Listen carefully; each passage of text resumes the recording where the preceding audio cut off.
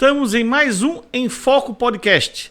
Quero agradecer os internautas que estão compartilhando as nossas entrevistas. Quero agradecer também os nossos patrocinadores, o Restaurante Empório, a Construtora Moinho, Ibases, Kumon de Biguaçu e a Litoral Parafusos. Como sempre, quando faço as entrevistas aqui no Em Foco Podcast, principalmente com biguaçuenses, manezinhos aqui da terra que eu habito, que eu moro, eu fico surpreso com o nível da intelectualidade de alguns, os tesouros que existem das pessoas aqui da cidade, que a gente passa por eles e não sabe o quanto eles são necessários, o quanto eles são, que a gente possa se espelhar nessas pessoas. E o exemplo essa semana é de uma pessoa dessa. Nós vamos entrevistar a Amanda Arruda. Como eu já falei, como tesouro intelectual, eu não deveria entrevistá-la. Quem deveria entrevistar era o meu irmão, Osias, editor do Jornal Em Foco, em memória, que faz 4 anos que ele não está conosco. Osias era um assíduo leitor, um homem que escrevia livros em línguas. Então, um nível de entrevista de intelectual como esse deveria ser feito pelo Osias. Mas estou aqui, vamos entrevistar o Em Foco Podcast, a Amanda Arruda. Ela é graduada em Direito pela Universidade Federal de Santa Catarina, é pesquisadora do Núcleo de Estudos Jurídicos e Sociais da Criança e do Adolescente, estudante de mestrado em Direito da Criança e do Adolescente na Universidade Federal de Santa Catarina, UFSC. Sua linha de pesquisa tem enfoque na criança com deficiência, no combate ao aborto e nas políticas de inclusão. Escritora, romancista, poetisa e contista, é autora de 4 livros publicados e a primeira pessoa surda e autista a integrar a Academia de Letras de Biguaçu. No momento, está escrevendo uma obra de ficção científica cristã com protagonismo autista chamado Missão Alcateia. Como eu sempre faço nas minhas entrevistas, Amanda, eu sempre gosto que o entrevistado fale um pouquinho da sua vida. Você é manezinha aqui de Biguaçu, do bairro Vendaval. Você é filho do Arruda, que eu conheço, que já foi juiz de futebol na época do jornal Biguaçu em Foco, junto com meu irmão. Nós já fizemos entrevista com ele como juiz de futebol do futebol de várzea aqui da comarca de Biguaçu. E você aqui da cidade, né? Você também é afilhada do Auri Bittencourt, que já foi candidata a prefeito de Biguaçu nas eleições passadas. Então você aqui da cidade é uma pessoa que escreve livros, mestrado, sabe tudo sobre aborto, que a gente quer frisar bastante nessa entrevista de hoje, que para você contar um pouco, né, que é um tema bastante polêmico, né, a questão do aborto. Então realmente é um prazer estar aqui para entrevistá-la. Fala um pouquinho, e também na questão da surdez, né? Eu queria que você falasse um pouquinho sobre a questão, né? A primeira pessoa que faz parte da Academia de Letras de Biguaçu, né? Surda, parcialmente surda. Então, contar um pouquinho. Mas antes, fala um pouquinho da sua vida estudantil, sua vida acadêmica, como chegou até esse ponto. Um prazer recebê-la aqui no Enfoque Podcast, Amanda. Paz e bem, Décio Alves. Paz e bem a todos os internautas que estão nos assistindo. É um prazer imenso estar aqui. Eu gostaria muito de agradecer primeiramente a oportunidade, né? Aproveitar para homenagear também o Osias, com quem eu muito falei durante algum tempo. Eu tinha uma coluna no Biguaçu em Foco, onde eu postava os meus poemas, que ele mesmo selecionava, mandava para eles, ele mesmo selecionava os meus poemas, os meus contos, né? E foi um período muito proveitoso, assim, de divulgação das minhas artes, que eu sempre vou me recordar com muito carinho e muito afeto. Eu sempre fui criada, Décio, num lar cheio de amor e livros. Era um cantinho apertadinho no fundo do quintal dos meus avós. Eu tive uma infância um tanto quanto solitária, porque eu era filha única até meus 15 anos de idade. Hoje eu tenho 2 irmãs, a Cecília e a Alice. A Cecília mora comigo, a Alice mora com o meu pai. E naquela época, assim, eu não tinha muitos amiguinhos na escola, sempre era meio deslocada, me sentia diferente. Mas sempre fui acompanhada de muito amor e livros, que isso nunca faltou na minha vida, graças a Deus. inclusive com o apoio dos meus pais, o apoio do meu padrinho, que sempre, né, uma pessoa muito culta, que sempre me incentivou a seguir esse caminho da literatura. Eu sempre gostei muito de me expressar. Eu escrevia pequenas histórias quando eu era pequenininha, assim, eu aprendi a ler e escrever com 3 aninhos de idade. Fui alfabetizada muito cedo, ainda em casa. Já cheguei na escola já sabendo ler e escrever. Mas os meus pais e o meu padrinho também sempre me incentivaram muito nesse caminho da leitura. E eu sempre gostei de escrever pequenas historinhas quando eu era criança, desde quando eu era criança. E aí, num dado momento assim da nossa vida, sempre tem aquelas perguntas que fazem pra gente: o que você quer ser quando crescer? Aí eu sempre dizia: eu quero ser escritora. Eu quero ser escritora. Meu pai ficava bravo, meu pai ficava... Nossa, ele dizia assim: não, vai ser médica, vai fazer medicina. Eu nunca tive afinidade com a medicina, eu tive sempre mais afinidade com a área das ciências humanas. Sempre gostei muito de história, de literatura, de política. Sempre tive muito esse viés assim humanitário, sabe? E aí com 16 anos, eu estava no 3º ano do ensino médio. Eu entrei na escola uns aninhos de adiantamento. Isso tudo em Biguaçu, Amanda? Eu me formei no 9º ano aqui no Incentivo. Sim. E depois eu fui pro Altamira Guimarães em Antônio Carlos. Lá em Antônio Carlos. Sim. E aí com 16 anos eu decidi cursar Direito. Antes disso, né, lá no meu 9º ano do ensino fundamental, eu já tinha escrito o meu primeiro livro. E no meu ano de vestibular, que foi, né, nesse 3º ano, eu publiquei esse livro que eu escrevi quando eu tinha 13 anos, quando eu estava no 9º ano. Qual era o tema desse livro, Amanda? O meu primeiro livro foi A Heroína que Virou Lenda. Ele foi publicado em 2017. É sobre uma menina assassinada na Terceira Guerra Mundial, quando ela vai para o campo de batalha lutar por um mundo de mais livros e menos guerras. Tem um enredo bastante poético por trás, com várias referências históricas e filosóficas referentes ao período da Segunda Guerra. Esse livro tem quantas páginas? 84. 80 páginas. Tá, e como é que pegasse esse tema? Então, eu estava na aula de história, aí a galera estava discutindo assim, sobre como seria a possibilidade de uma Terceira Guerra Mundial.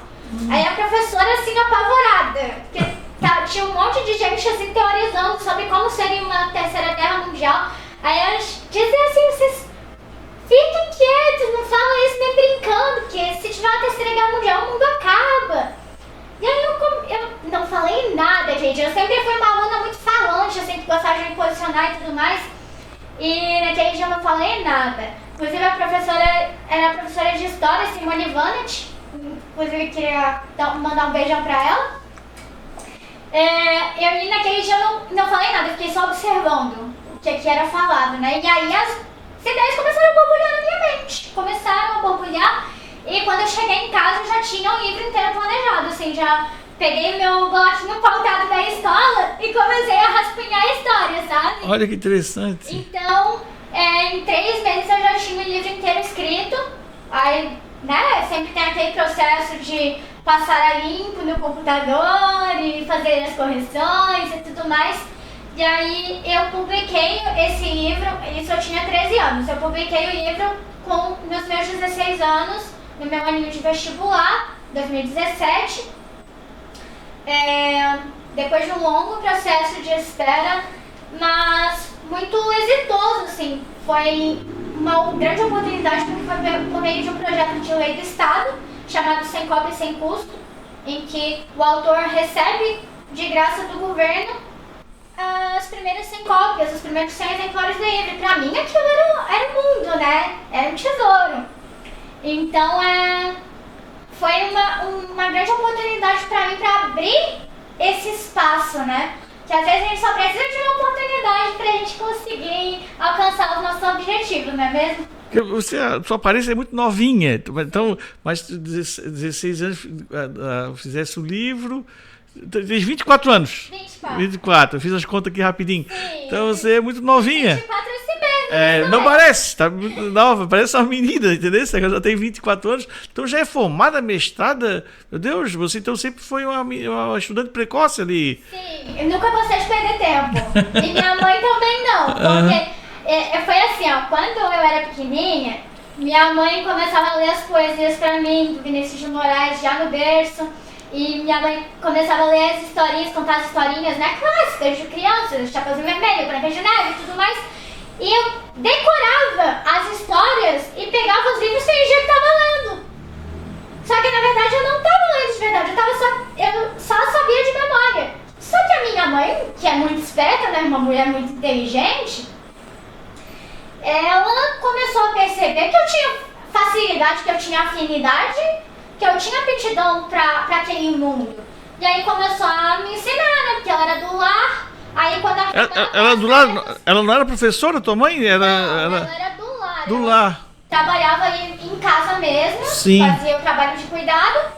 E quando acabava o serviço de casa, ela ia lá me ensinar. Mas olha só que pessoa, tua mãe, né? Assim, a pessoa lia pra você literatura, né? Porque hoje é difícil. Sim. Eu não vejo uma mãe fazer isso, né? Então, bem que cuido, estudo, leia, mas assim, ela lia literatura pra você pequenininha ali. Olha Sim. só. A minha mãe, ela me deu o meu melhor presente, né? Que foi esse amor pelos livros.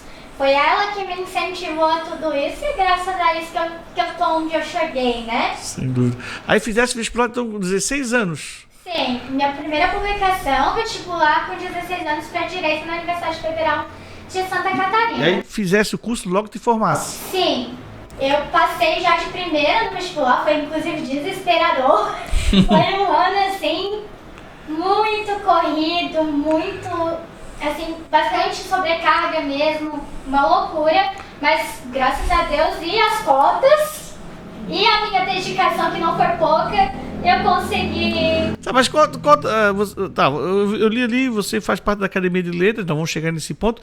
Você diz ali que você é surda, mas que nível de surdez você tem? Então, eu tenho diagnóstico de surdez moderada. Ah, moderada. Que é ali de entre 35 e 50 decibéis. Aí tu escuta parcial. Eu escuto parcialmente. Tá. Porque eu tenho uma deficiência no nervo auditivo. Ele é uma deficiência gradual. Então, pode chegar um dia que eu fique totalmente surda, pode ser que não. Então, são muitas hipóteses. Sim. Mas eu tive esse diagnóstico de uma forma tardia, foi com 19 anos de idade. Eu fui diagnosticada com essa perda auditiva. Quando eu era pequenininha, eu sempre falei muito alto, a minha voz sempre chamou muita atenção, por ser um tom muito agudo, muito alto. Mas eu sempre me comuniquei muito bem, sabe? Meu problema era mais social mesmo. De me relacionar bem com as pessoas por causa da questão comunicativa. Tanto a entender o que as pessoas falavam, quanto vocalizar de uma maneira suave e agradável, que pra mim não era possível até então. E aí era uma coisa complicada de eu explicar pra pessoa, porque nem eu sabia o que acontecia, né? Antes do diagnóstico, inclusive o diagnóstico foi uma libertação de saber, então é isso, então tudo faz sentido. Então por isso que as coisas são do jeito que são, sabe? O diagnóstico, eu sempre falo que não é uma sentença. É realmente o autoconhecimento de você saber o que está acontecendo dentro de você, para você saber lidar com essas questões. Tanto você com você mesmo, quanto socialmente, né? Você saber explicar para as pessoas o que se passa na sua vida e o porquê que você convive com determinadas dificuldades. Da mesma forma o autismo. Eu fui diagnosticada em dezembro do ano passado. É extremamente recente. Olha só. Mas é uma coisa que então você é autista? Sim, nível 1 de suporte. Inclusive minha irmãzinha, a Cecília, também é. Nível 1 de suporte também. E eu tenho autismo e superdotação. E ela tem autismo e TDAH. É uma questão genética, muitas vezes tem raízes genéticas. E, enfim, sempre foram fatores que eu sentia desde muito cedo, que tinha alguma coisa ali que era diferente do padrão, mas eu não sabia explicar por quê. E agora, até porque na época da minha infância a gente não tinha informação sobre isso, né?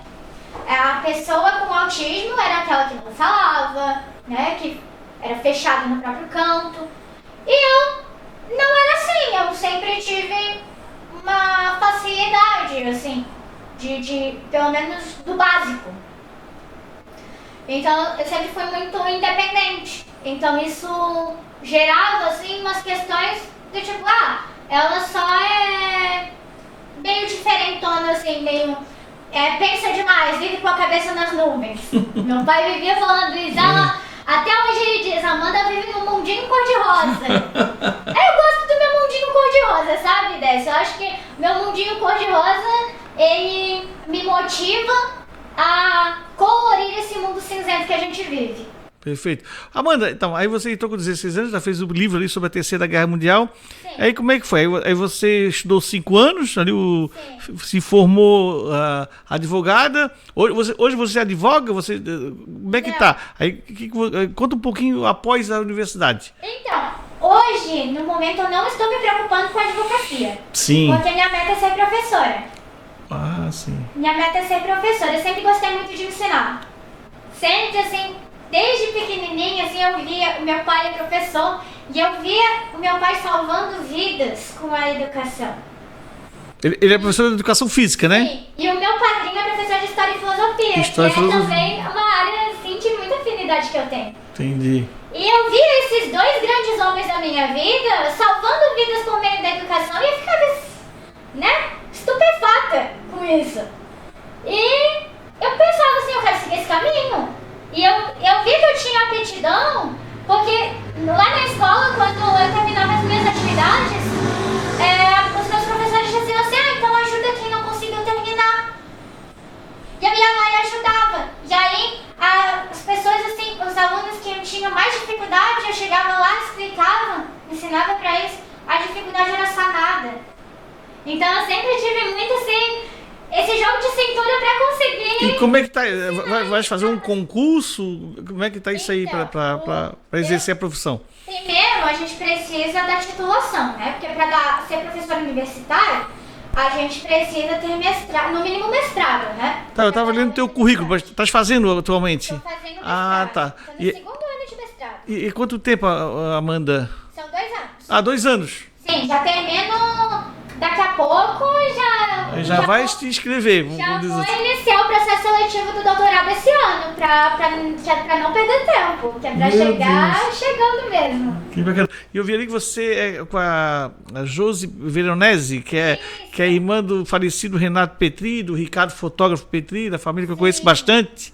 Então ela que nesse mestrado que está dando o suporte, orientadora. Aí vai apresentar uma tese de mestrado. Minha dissertação de mestrado vai falar sobre a história do direito à vida da criança com deficiência. Então, eu vou tocar em assuntos que, como você disse no início, bastante sensíveis: aborto, eutanásia, métodos artificiais de reprodução humana. Então, todo esse arcabouço envolvendo o direito da criança com deficiência. Tá. Antes de nós chegarmos lá, que isso aí que eu quero conversar bastante pro internauta, que é uma conversa bacana isso aí. Aí você está fazendo mestrado, mas aí, hoje tu faz parte também da Academia de Letras de Biguaçu. Fala e como é que tá o trabalho ali? Tá bem bacana, bem legal. A gente publicou a antologia recentemente em homenagem à Dona Dalvina, que era uma das cofundadoras da Academia de Letras, né? Então foi bastante proveitoso nesse sentido. Na minha posse, eu recitei um poema em língua brasileira de sinais, que foi algo que deixou assim o público bastante cativado, que eles ficaram assim bastante admirados com a inovação, né? Porque eles nunca tinham tido contato com a literatura em língua de sinais. Então foi bacana nesse sentido de mostrar um pouquinho da cultura surda, da cultura do nosso mundinho surdo, né? E pra comunidade, né? Hoje em Biguaçu nós temos 172 surdos habitantes aqui na cidade. Ah, é? Sim, e nós precisamos valorizar essa cultura, valorizar que essas pessoas ocupem espaços, né? E sejam bem representadas e tenham todo o acesso, o suporte para exercer a sua cultura também e a sua identidade linguística. Então, essa questão da inclusão, eu venho batendo muito nessa tecla no ambiente da Academia de Letras. E aí o segundo livro, você escreveu 4 livros já. Sim. Aí fala um pouquinho dos outros 3 livros, Então, da Terceira Guerra, e agora quais são os outros? Eu escrevi também As Chantagens de Mona Lisa, que foi publicado em 2020. Eu escrevi a pandemia, ali o período da pandemia foi um período bastante proveitoso para escrever, porque não tinha nada para fazer, né? Não tinha a ocupação dos estudos, porque a UFSC ela parou um semestre inteiro, então eu simplesmente só tinha os livros como refúgio, porque não podia sair de casa, não podia fazer nada. Então foi um período assim bastante difícil. E aí eu escrevi 3 livros na pandemia. Foi tudo na pandemia. Esse da Mona Lisa Então, é o livro de quê? As Chantagens de Mona Lisa é de uma garota que sonha em ser pintora em Paris e ela não consegue a oportunidade de ir para Paris e ela decide se virar. E aí ela começa a descobrir os segredos das pessoas à sua volta e chantageá-las para conseguir o suporte financeiro para ir para Paris. Ela é paga para ser omissa. E aí neste processo... Ela chantageia, ela vê alguma coisa errada ali. Sim, ela é uma anti-heroína. Ela pode ser muito boa e muito má ao mesmo tempo, sabe? Ela tem essa faceta assim, bastante dual. E nesse processo que ela está desvendando os crimes e segredos mais estarrecedores dos vítimas, seus arredores, assim, né? Ela tem um processo de desencantamento com o mundo. Ela percebe que o mundo não é aquela fantasia que ela pensava que era. E aí, esse processo de desencantamento é o que vai guiar a história inteira e vai conduzir a Mona Lisa ao final. Como é que tu tira esses temas, Amanda? Que loucura é essa? Então, a Chantagem de Mona Lisa eu tive inspiração numa série que eu via, que inclusive é bem antiga, é Pretty Little Liars. E o livro de Dostoiévski chamado Crime e Castigo. Eu meio que peguei das 2 inspirações. Você acha que ela é uma Agatha Christie de Biguaçu? E agora? Esse livro tem romances policiais. Olha só que interessante. E esse livro tem quantas páginas? 300. 300 páginas. Uhum. Que espetáculo. Eu tô curioso, tá? Tá publicado? Tá onde esse livro? Então, ele está disponível na Amazon, a versão digital, o e-book, né? No Kindle Unlimited. Quem tiver no Kindle Unlimited também pode acessar gratuitamente. E também está disponível o exemplar físico de impressão sob demanda na WeClub. Lá no meu Instagram tem os links, na bio do meu Instagram tem os links de todos os meus livros. Aí eu tenho também alguns leitores físicos comigo. O da Mona Lisa não tem. Porque como ainda é muito caro para imprimir, eu ainda não consegui suporte financeiro para imprimir. Sim. Inclusive, eu aceito patrocínios. Vou fazer como meu irmão. Sabia que meu irmão imprimiu livros na França, né? Que chique! Porque lá uma editora gostou, ele mandou lá o projeto de livros em línguas. Ele falava sobre línguas que existiam até... Ele estudou letras, né? Ele estudou, mas assim, ele não chegou a fazer, ele começou a fazer o curso de letras, né? Mas o Osias ele escrevia sobre línguas exóticas. Eu me lembro que ele falava até uma língua aqui, lá de Macau, um dialeto, não sei de onde. Aqui esse dialeto aí, Hansrick, alemão, Vêneto, não sei o que, da região de Vêneto, da Itália, esse dialeto, ele escrevia livros, ele tinha um monte de livros. Então eu não sei exatamente quanto, mas deve ter uns 5, 6 livros escritos nessa editora francesa, porque ele não conseguia patrocínio no Brasil. Aí essa editora francesa fazia os livros. Então ele recebia uma caixa com os livros Então, sei lá, mandavam lá 50, 100 livros. Cara, quando chegava aqueles livros lá em casa, ele ficava maluco, assim. Era uma coisa assim, imagino você recebendo. Então, é muito bacana. É como a mãe que dá à luz a um filho. Dá aos dois a um filho, ele ficava muito feliz. Então, os livros eu tenho lá, alguns livros, e as bibliotecas têm. Depois eu fiz doação, porque tinha muito livro, ele levou, esse de alemão mesmo, ele levou para o Rio Grande do Sul. Tudo que falava esse Hans Rick, né, que é esse dialeto alemão, ele levou. Então, ele chegou ao ponto de, no livro, ensinar a gramática alemã desse dialeto. O Osias fazia isso aí, tudo livros escritos na França, né? E o terceiro livro, Amanda? O terceiro livro é o Badalar do Sino, foi publicado em 2021. Badalar do Sino. Sim, é uma coletânea de contos e poemas católicos. Eu sou católica, né?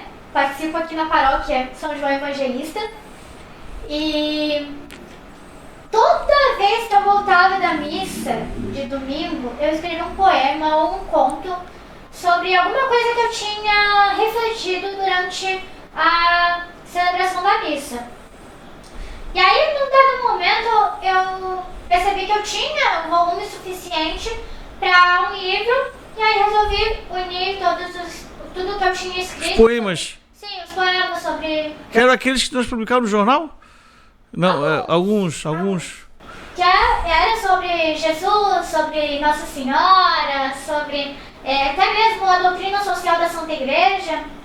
Então, eu tinha alguns pensamentos, algumas reflexões literárias que eu produzia com base naquilo que eu estava vivendo na minha fé. Esse de poemas tem quantas páginas? Tem 55. 55. E o quarto livro, Amanda? O quarto livro é o Histórias Surdas. É a minha vivência com a deficiência auditiva, especificamente. É uma coletânea de microcontos, pequenas historietas, em que eu conto histórias que fazem chorar de rir ou fazem realmente chorar de revolta da vivência com a deficiência auditiva. Sofre bullying? Várias vezes na minha vida. Várias vezes. Tenho várias vivências assim que se eu conto pra alguém, a pessoa fica assim, meu Deus, como? Né? Mas o importante aqui é que a gente tá vivo, né? A gente pode fazer diferente. E a gente também pode criar as nossas crianças para serem diferentes também, para fazerem diferença nesse mundo. A Cecília, a gente cria ela de um jeito bastante inclusivo, assim. A Cecília é uma criança muito carismática e inclusiva, assim, eu tenho meu maior orgulho. A Cecília, tua irmãzinha. Quantos anos tem a Cecília? 8, quase 9. Quase 9. Ela é uma criança, assim, muito inclusiva, ela inclui todo mundo. Ela não deixa ninguém ficar excluído. É interessantíssimo, assim, observar ela interagindo com as outras pessoas, sabe? É mágico. Olha só. E parece que é algo dela, assim, e também as crianças da mesma geração eu sinto que estão vindo diferente, estão vindo com uma mentalidade diferente. Eu acho que os pais e mães da minha e da geração da minha mãe também, da minha geração e da geração dela, já cansaram dessa mentalidade de que você precisa subjugar o outro para se sentir melhor consigo mesmo. E hoje em dia as nossas crianças estão vindo diferenciadas, estão vindo mais inclusivas, mais acolhedoras, sabe? Isso é lindo de se ver, isso dá uma esperança de que o mundo ele pode ser bom, sabe? Ele pode se tornar. Não chegamos lá ainda, mas podemos caminhar nessa direção. A gente tá falando com a minha esposa, Amanda, negócio de guerra, né? Meu Deus, é na Ucrânia, é faixa de Gaza, é lá na África, a África tá tendo a maior guerra civil ali no... Me fale agora o nome, mas me fale o nome do país, tá? Olha só. Palestina. Não, então é de guerra. Nós estamos assim no nível de civilização e nós estamos em guerra, tem guerra. Olha, gente matando gente. Então assim, como é que vai explicar isso? Chegar um ET, não sei da onde, como é que tu vai explicar que tem guerra, que estão se matando, pessoas estão se matando por terra, por não sei o quê, então é triste isso aí, né? É triste. Né? Que coloca preço em vidas humanas. Perfeito. E aí é muito triste vivenciar isso, ver isso de perto. E às vezes a gente sente uma impotência, né? Sem dúvida. Poxa, tudo isso acontecendo, eu não posso fazer nada. E tu acredita que essa nova geração que está chegando é uma geração boa? Que vai gradativamente vai resolver, o mundo vai ficar melhor por causa disso? Sim. Que bom, que bom. Isso é importante. E agora eu já vi essa questão católica tua, essa questão de fé, né? Então nós vamos entrar no tema que eu estava lendo no teu currículo antes, no começo do programa, para o internauta entender. Também eu sou curioso da questão do aborto, né? Pela você falando de coisa, você deve ser totalmente contra o aborto, acredito eu, né? Pela questão da igreja e tal. Então, explica a polêmica. A mulher que foi estuprada, aí o questionamento que não quer ter aquele filho e tal. Então, explica um pouquinho e por que você se resolveu entrar tanto nesse tema do aborto. O que fez? Inclusive você me deu aqui, antes de nós iniciarmos o programa, a Amanda me deu um presente aqui, que é um nenenzinho que, segundo ela, um nenenzinho desse tamanho aqui, que ela já vai dizer a medida, teria 10 semanas de vida. Isso dentro do útero de uma mulher. Esse nenenzinho aqui teria 10, já está todo arrumadinho, tudo, com as perninhas, com o bracinho, 10 semanas de vida, né? Isso equivale aí 10 semanas, 4 semanas no mês, 2 meses e meio. 2 meses e meio. A mulher ganha um neném com 9 meses, então 2 meses e meio já estaria assim dentro do útero da mulher, um nenenzinho aqui. Quer dizer, claro, abortar uma criança desse tipo, que dizem que pode abortar até 4 meses, né? Quem defende o aborto, né? Não sei se é isso. Bom, quem vai falar é você sobre o assunto. Mas já está aqui um ser humano, né? Que tem a concepção, né? Aqui está o ser humano. Mas fala para a gente, para o nosso internauta, o que você tem a falar sobre o aborto. Você trouxe 2 livros, Amanda. Sim, fica à vontade. Já vou falar sobre eles. Então, nós temos uma discussão muito acirrada nos últimos tempos sobre a questão de descriminalização do aborto ou até mesmo uma possível legalização. O que seria a descriminalização? Você revogar os tipos penais que criminalizam o aborto lá no Código Penal. O aborto vai deixar de ser crime. E também existe a possibilidade da legalização, que é você tornar o aborto um direito da mulher exercer. Por que eu sou contrária? É por causa da religião? É por causa de quê? Eu entendo, na minha concepção científica e laica e jurídica, que o aborto ele é uma permissão para a prática da eugenia. O que é a eugenia? Você selecionar quem é digno de viver e quem não é. Quem merece existir no mundo e quem não merece. Existem argumentos favoráveis ao aborto que têm origem socioeconômica. Se a mulher não tem condições financeiras de criar o filho, como que não pode abortar? Bom, o aborto ele não é uma solução e nem deve ser uma solução para a vulnerabilidade social. Porque a pessoa que é integrante de uma classe social mais vulnerável, ela não tem direito de constituir família? O direito de constituir família é um direito civil pertencente a todos. Entende? Então, qual é a influência da minha fé nas minhas convicções?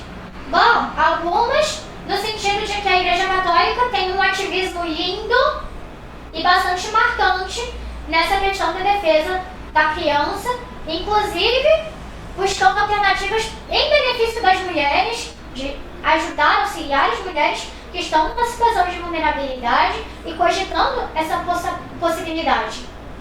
Contudo, os argumentos que eu trago são argumentos da ciência, do direito e do Estado laico, que qualquer pessoa pode defender, independente da convicção espiritual que ela tenha. Exemplo, muitos argumentos favoráveis ao aborto dizem que uma criança com deficiência deveria ser abortada. Ora, por que a gente não, em vez de lutar pelo aborto, a gente não luta por mais políticas públicas de acessibilidade e inclusão? Para que a vida de uma pessoa com deficiência se torne menos difícil. Para que se possibilite que uma pessoa com deficiência tenha a oportunidade de viver de forma saudável e segura na sociedade. Por que a gente tem que matar o vulnerável no útero em vez de proporcionar para aquela pessoa que está por nascer uma vida boa, uma vida de qualidade? Que pode fazer o diferencial, né? Que pode fazer a diferença. Veja, existem muitos exemplos na história de pessoas com deficiência que revolucionaram a trajetória da humanidade. Ludwig van Beethoven era surdo e um dos maiores músicos clássicos da história da humanidade. Malala Yousafzai, ela ficou surda por causa do tiro que ela levou. Foi a mulher mais jovem a receber o Nobel, né? Einstein era autista e disléxico. Newton era autista. Thomas Edison era autista, tinha TDAH, dislexia e era surdo. Olha só. Então, por que a gente vai tolher tantas oportunidades de pessoas que podem ser brilhantes, né, sem nenhuma distinção? Por que a gente vai tolher o direito de viver dessas pessoas, né? Existem muitas pessoas que podem fazer a diferença independente das dificuldades que elas enfrentam. E os argumentos que eu trago aqui são da Constituição Federal. Olha, a Constituição Federal, ela garante o direito à vida inviolável sem distinção de qualquer natureza. Pois bem, se temos um direito à vida inviolável sem distinção de qualquer natureza, quer dizer que não há distinção entre a vida intrauterina e extrauterina. A vida dentro do útero e fora do útero. Ambas são invioláveis, não tem distinção. Inclusive, a pessoa, né, dentro do ventre, ela tem direito, no Código Civil, à vida, imagem, honra, herança, pensão alimentícia. Se o nascituro não tivesse, por exemplo, direito à vida, não teria também todos os outros direitos. E aí nós prejudicaríamos, por exemplo, mães que dependem de alguma forma de uma pensão alimentícia para conseguir sustentar os seus filhos, em nome de uma minoria ínfima que deseja o aborto. Não me parece justo. Até porque nós vivemos num país em que 54% dos lares são chefiados por mulheres. E essas mulheres criam seus filhos sozinhas ou recebem algum provento dos genitores dessas crianças. Tem noção, Amanda, de quantos abortos no Brasil tem por ano, por mês? Então, alguns dados que é difícil também de ter esse dado, né? É muito difícil a gente calcular estatisticamente, porque a estatística criminal, né, de tipos penais, ela se dá por meio de denúncias. E os canais de denúncia sobre isso são muito escassos. Mas, em média, 100 mil por ano. Meu Deus. Os defensores do aborto aumentam esses dados, colocam estatísticas exageradas de que seriam 1 milhão, 2 milhões. Mas são 100 mil por ano. Inclusive, né, ainda bem que não são milhões, né? Que não chegou a esse ponto ainda. Mas são 100 mil vidas ceifadas todos os anos. Isso é, de certa forma, assustador. Continua sendo assustador. Assustador, claro, meu Deus. É isso aqui que estás falando, né? Tá lá dentro.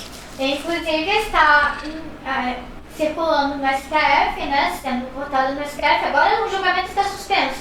Mas ano passado iniciou-se a votação da ADPF 442, que prevê a descriminalização do aborto até esse período em que a criança está toda formadinha. Então até esse período não é crime? Até esse período visa se descriminalizar. Por enquanto é crime. Por enquanto é crime. Se for aprovado essa DPF, não vai mais ser crime. Até 2 meses e meio. Até 2 meses e meio pode tirar o neném. Qualquer um pode tirar o neném que não é crime. E diga-se de passagem que, por exemplo, a trissomia 21, que é a síndrome de Down, como a gente conhece. Ela é diagnosticada de 8 a 12 semanas. Ou seja, se a gente recebe, se a mãe recebe um diagnóstico de que a criança vai ter síndrome de Down. Na 11ª semana? Ali na 8ª, 9ª, 10ª. Pensa comigo. 54% das crianças com trissomia 21 na Europa, depois da legalização do aborto, foram abortadas. São 54% dessas vidas que foram abortadas. Que alguém chegou lá e disse, vocês não têm direito de viver. Essas crianças que nasceram, que vão nascer com trissomia 21, não têm direito de existir no mundo. Isso é um absurdo. É a gente voltar para o período nazista, em que as pessoas com deficiência eram... Porque a Europa são em bastante situações. países que descriminalizaram o aborto, né? São vários países, né? Sim. Eu volto mesmo, estou vendo manchete ali. E o Brasil está nessa discussão ainda. Sim. E aí, onde é que vai chegar isso tudo, meu Deus? E os Estados Unidos, como é que tá? Os Estados Unidos, como é que é? Então, os Estados Unidos, eles tinham aprovado por uma decisão da Suprema Corte o aborto, no caso Roe versus Wade. O que é isso, Amanda? Foi um processo judicial que ensejou a legalização do aborto lá nos Estados Unidos. A partir daquele caso, que foi julgado procedente, passou-se a não ser mais crime, a estar permitido a ser um direito a mulher abortar. E isso a qualquer tempo. Então Hoje em dia existe uma luta nos Estados qualquer Unidos. qualquer tempo. Pode estar lá com 7 meses. Que loucura. Inclusive, os casos mais recentes no Brasil de gravidezes frutos de estupro eram abortos tardios de crianças com 30 semanas. Em que já não se era mais permitido fazer, por exemplo, o procedimento de sucção ou de pílula. Era realmente a assistolia fetal, que é injetado um veneno no útero da mulher, que inclusive pode ser extremamente prejudicial para a saúde da própria mulher, extremamente perigoso, e induz o parto do bebê natimorto, entendeu? Então é uma questão assim bastante cruel, bastante sensível da gente analisar. Porque veja bem, ok, a mulher ela não é obrigada a viver a maternidade com a criança fruto de estupro. É uma questão traumática, é uma questão psicologicamente sensível, né? É uma dor que ela carrega. Eu sempre tento agir com misericórdia, com empatia com essas mulheres, porque elas estão vulneráveis, né? E para tomar essa decisão, elas passaram por um longo processo de violência. Contudo, uma mulher, apesar de não ser obrigada a viver a maternidade com um filho fruto de estupro, ela é obrigada a respeitar a vida que existe, a vida dessa criança. A gente tem que lembrar que a culpa do estupro é do estuprador, não é da criança. A criança está ali existindo, entende? Inclusive, existe uma ideia errada no Brasil de que existe aborto legal em caso de estupro. Não existe. O que existe é o excludente de punibilidade. Explica um pouquinho para o internauta, Amanda. O excludente de punibilidade é quando o crime acontece, mas ele não é punido. Não é punido porque a consequência do crime é mais grave do que a punição. Então, existe o excludente de punibilidade. Não existe o excludente de punibilidade, ele não gera o direito de praticar a conduta, tampouco o dever do Estado de prover meios para que seja praticada a conduta, também não gera um direito um direito ao aborto. Exemplo, O furto, ele tem um excludente de punibilidade, crime de furto, ele tem um excludente de punibilidade que quando você furta algo do seu pai ou da sua mãe, você não é punido. Mas nem por isso se aplica essa lógica de um direito de furtar ou de um furto legal. Não, é um furto, só não é punido.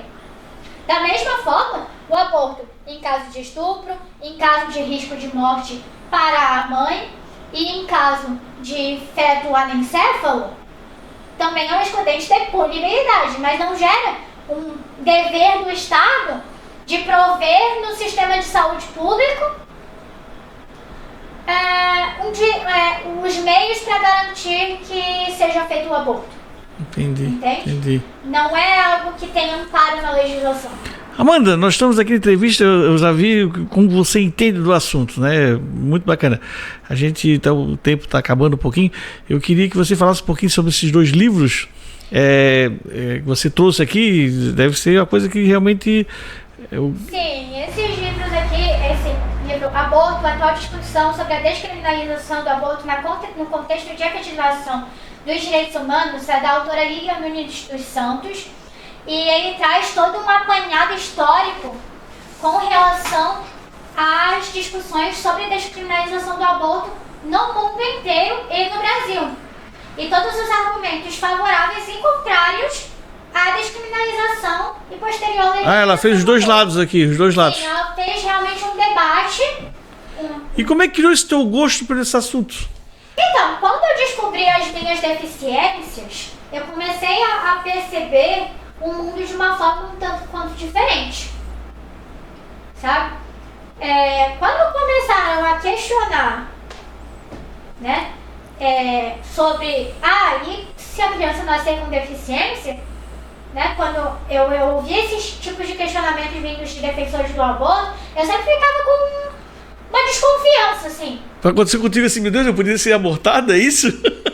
Foi isso que aconteceu contigo? Assim, eu me coloco no lugar, né? Me colocaria no lugar da pessoa, porque se fosse, por exemplo, uns anos atrás, se fosse legalizado o aborto e se soubesse... Poderia estar nessa... Poderia estar nessa posição de vulnerabilidade.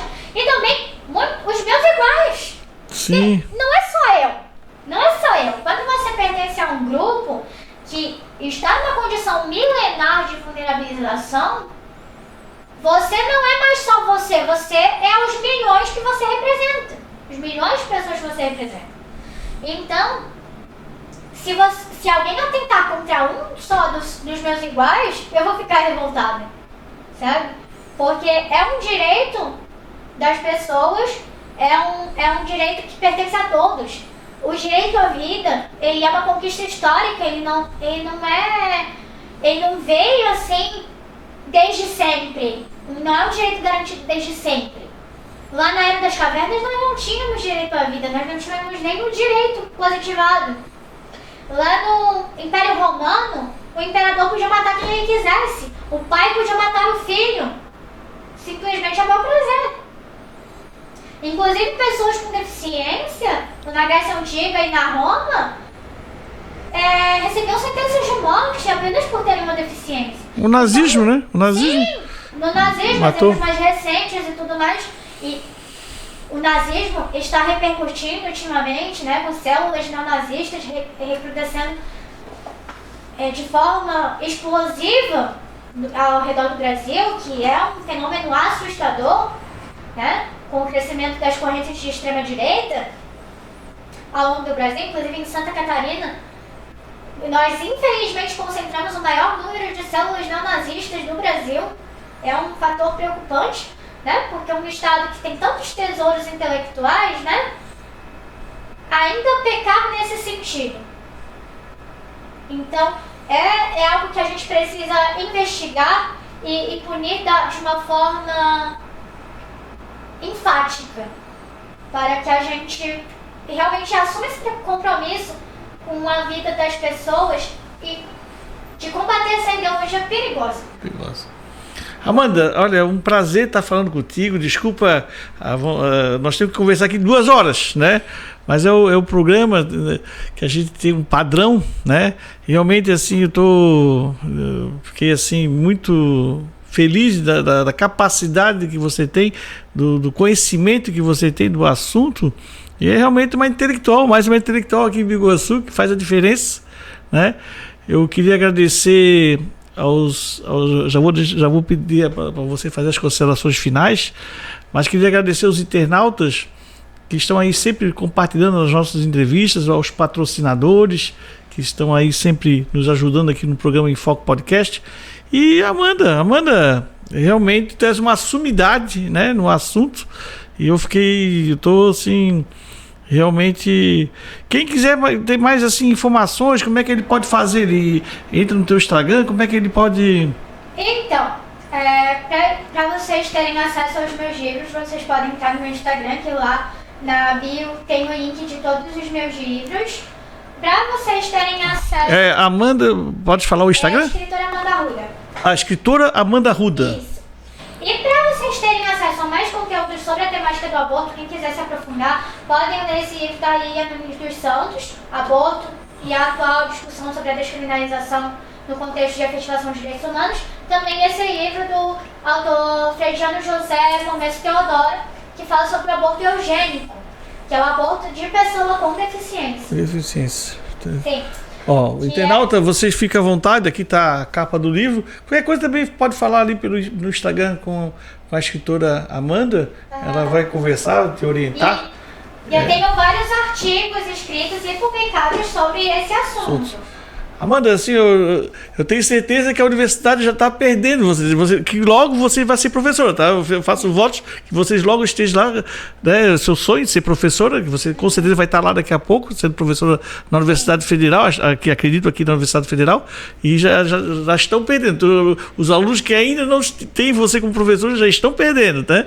Então, meu plano é esse. Eu tenho certeza que você vai conquistar, tenho certeza. Eu sei que lá na UFES nós temos no curso de Direito a disciplina de Biodireito, que debate exatamente essas temáticas, aborto, pesquisa com células-tronco, todas essas questões capciosas que a galera do direito adora, né? Porque todo mundo lá gosta de uma polêmica.